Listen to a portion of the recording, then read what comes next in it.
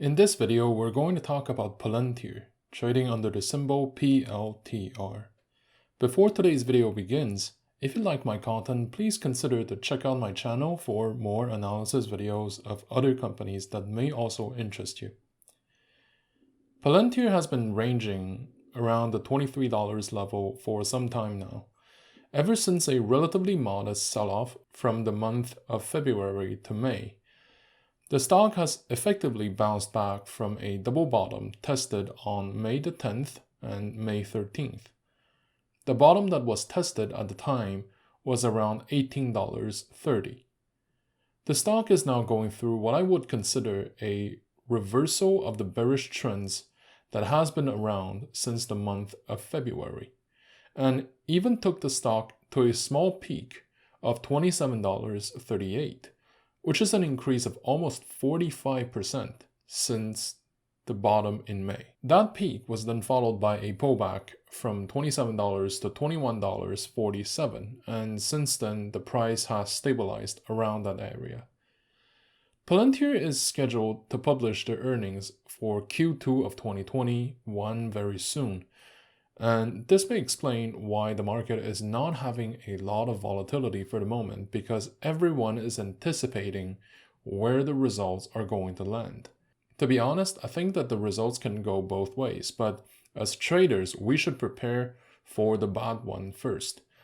What that means is that there should be a relatively small position taken before the results, and if the earnings are less than the consensus, then I would say a larger buy can then be included after that result. With regards to Palantir, the reality is that its value proposition is more in the long term or the very long term. There are a few companies like Palantir in the world where people invest in the company not only for what it does, but also for what it is. For example, if you're familiar with Cerberus Capital and the Carlyle Group, then you would understand what I mean. None of those things are conspiracy theories. It is a known fact that Palantir received in various degrees seed fundings and support from the intelligence community to start developing software to analyze data in highly complex environments. Just watch any of the interviews of Alex Karp or conversations with Peter Thiel on YouTube, and you will understand that there is a solid framework of values and expectations around how Palantir should perform and where it should be going from now on. Earnings, revenues, and other financial ratios can't really cover what it represents for the shareholders, and this is really something that's very important to understand going forward if you want to invest in Palantir. In fact, I do want to talk about the financial data a bit. It's also the case with other companies, but with Palantir, it has been perhaps more obvious.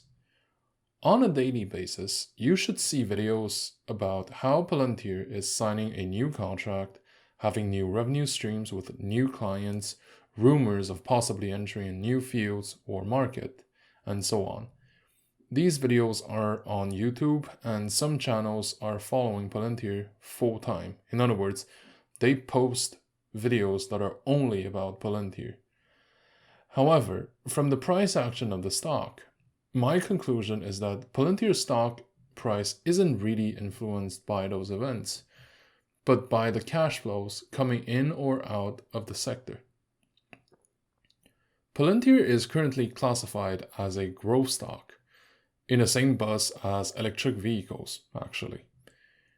The stock has touched bottom in May, probably because a whole lot of other stocks have touched their bottoms around the same period of time.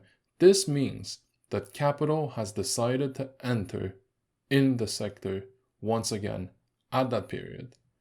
For now, Palantir is getting traded sideways, and there isn't a real tendency to go beyond the resistance levels around $30 or even $40.